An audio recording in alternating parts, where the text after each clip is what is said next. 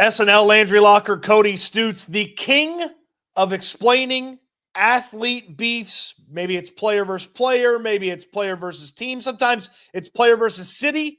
But when you want the expert on it, you go to the butcher, Landry Locker. Give us the beef on this Kansas City-Houston matchup. Yeah, and sometimes it's a prime piece of beef. Sometimes it's just a rough, rugged piece of beef. I'm going to let you decide and grade what type of cut each one is. We have 5 cuts here, 5 beefs that connect, localize the Texans and the Chiefs. We start with former Texan Charles Omenihu.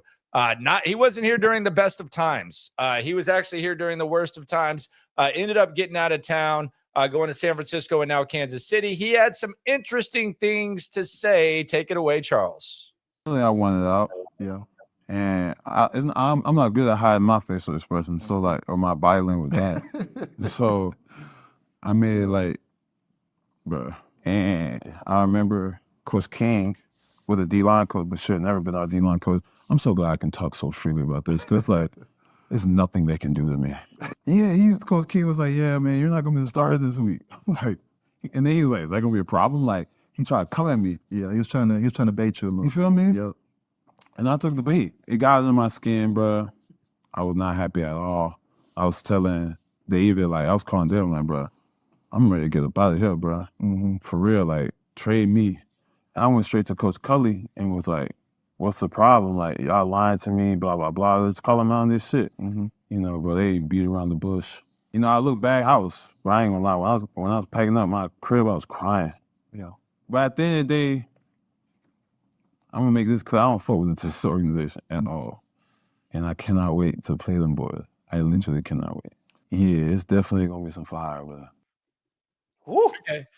And I would say with the Menahu, he is bad at his facial expressions, because I remember when I was covering camp and Easterby was doing the high fives, and I told people, I said, hey, watch his facial expression. I know how he feels about him.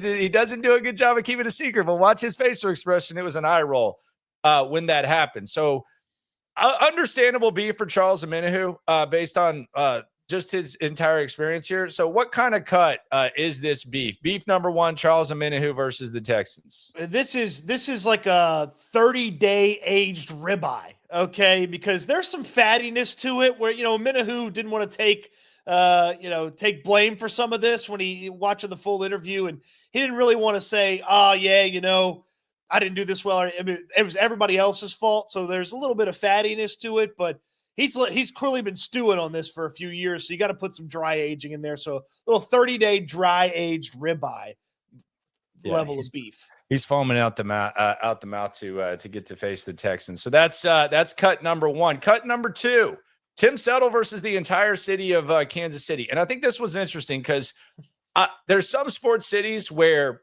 if the deep snapper says something about the city, then the entire stadium's going to be aware, and they're going to boo your ass from the second that you do anything. I think Kansas City is one of those sports cities where anytime they see 98, anytime 98's doing anything, they are going to be booing. And it's as a result of this comment that Tim Settle made to the great Greg Bailey. Take it away, Timmy. Team in the league right now, by the NFL, but it's nothing. I definitely see this O-line. It definitely has its loopholes, and it definitely has their struggles. But I feel like that we can take advantage of that. We got an elite D-line. I feel like Pat's a little banged up, so I don't know if he's gonna play or not. But I hope he's mobile enough, because we coming in Arrowhead. You guys plan to get after that? Yeah, for sure. Pat better make a good decision. I ain't making no threats. I'm making promises. I got you. There you go. He said, I got you. All right. I got you. What kind of cut is this piece of beef? Tim Settle doesn't mind calling out the other team before, by the way. Did this in Green Bay. He's ready to go. What type of cut is this? Man, this is a good old-fashioned T-bone right here. It's a T-bone steak. I love Tim Settle putting the promise in there. He's not making any, it's a guarantee. He's going to make sure it's happening. And he backed it up when he said this about Josh Jacobs. He went out there and he smacked Josh Jacobs a couple times in that game. So I like Tim Settle. And then Kansas City's going to make anything feel a little bit bigger than it actually is. I feel like sometimes people do that with a T-bone. You know, they make it feel like a little bit better than it actually is. So I'm going to go T-bone steak on this one. Yeah, T-bone is like a good version of doing it for the gram. Like some of these foods that people put out there, they're doing it for the gram. It's like you ain't drinking that Bloody Mary with the chicken wings and the burgers and all that. That donut's too big. That pizza piece, you ain't eating that. But T-bone, it's solid, but it is a lot of show. It's not everybody's favorite. Sometimes it's kind of affordable, and if you want to go to a really fancy place, they can usually make it really fancy. So yeah, I think T-bone, just because I think there's a little extra added because it is Kansas City. All right, next one, former Texan, two-time Chief, Steven Nelson. Steven Nelson, not even going to play, I don't think. Andy Reid said they're trying to figure that out. Good old Steven Nelson versus the Texans. He's had everything in the world to say about the Texans. What type of cut is this? Yeah, this is not the type of cut that Steven Nelson probably provides from his ranch. This is going to be a diner steak. Okay. I mean, look, they took care. This is $2 tough diner steak. Okay. This is, hey, look, they took care of you. You made money. You were a solid player. I don't feel like anybody's downplayed his contributions to the team last year. Certainly not here.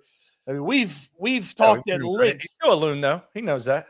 So it might be what makes him. We'll go $2 diner steak here because I don't really get it because he was retired, but then he wasn't retired, and like he maybe didn't like playing for the Texans, but also they took it. Yeah, he wanted to play.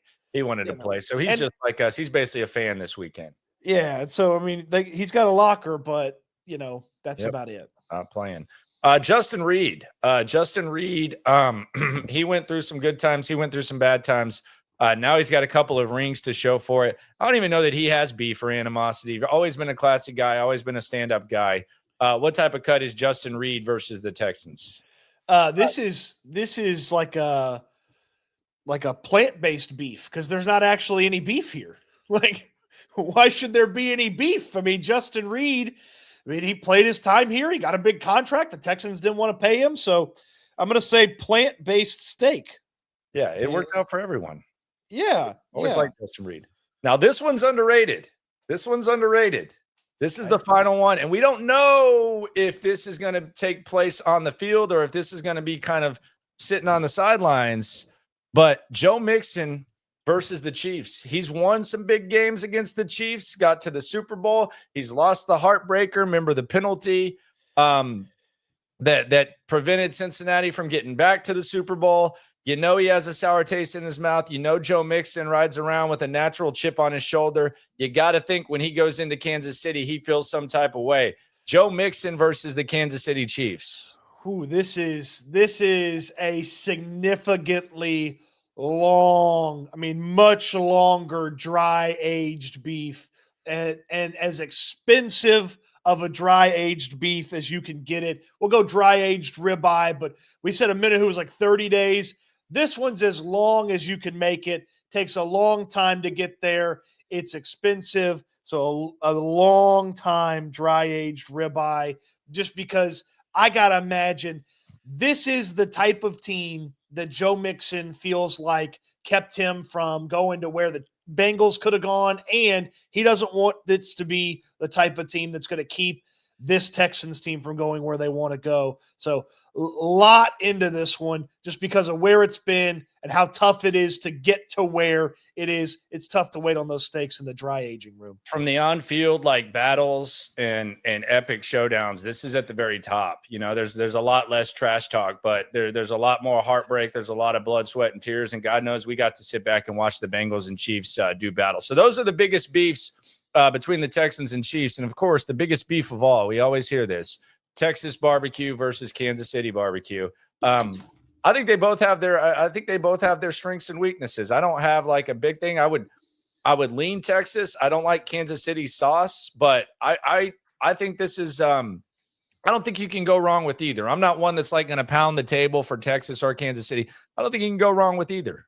I would tell you that Kansas City and their style of sauce and the different sauces that they have, and the way they do burnt ends is excellent. No, their burnt ends are off the hook. They do burnt ends as good as Yeah. anybody. That's what that is their signature Showcase thing. them. They don't. I feel like burnt ends don't get showcased enough around here. They're just kind of like an afterthought. It's the brisket and then the sausage and the ribs, and then it's just like, oh, we have burnt ends too. In Texas, it's brisket. So many people have figured out how to do good. You can get a lot of good brisket everywhere. And I feel like you don't get as many opportunities for burnt ends. I'd flip it up in Kansas City. Everybody does burnt ends, and everybody does them really well. I had burnt ends when I was in KC, like 3-4 different places, all fantastic. The sauce is a lot sweeter, than some of the Texas sauces that you get, but they're both fine. I'd lean Texas because I think Texas does a lot of things really well, and they do beef a lot better overall than Kansas City does. But you can't go wrong with either. There you go. Those are the beefs going to play out on the field and on the sidelines. It's going to be interesting. Kansas City needs this probably more than the Texans. Texans really biggest result for them is the Baltimore-Pittsburgh game. If Baltimore wins that game, then the Texans can beat Baltimore and then Tennessee, and they'll have the 3 seeds. So a lot to look at, a lot of beefs. It's always good to have some beef, some grudge in sports. It's very, very healthy. And we will be observing, keeping you posted, post-game, everything else. Subscribe to the SNL channel. We'll see how this whole thing plays out. For Cody Stoots, I'm Landry Locker. Always remember, when it comes to this Texan stuff, we're all in it together. Eat good, sleep good, be good. We'll talk Texans again soon.